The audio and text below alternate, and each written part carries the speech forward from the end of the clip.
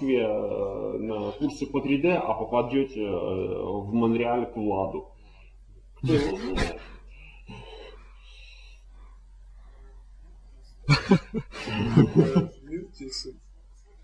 А я что еще хотел упомянуть просто напоследок о институтах, что даже вот образование, длительное образование, 2-3 года, да, но именно в плане, когда вот относится к компьютерной графике, то есть там бывает, что мультимедиа или там даже тот же гейм-дизайн программы какие-то, опять же, вот что-то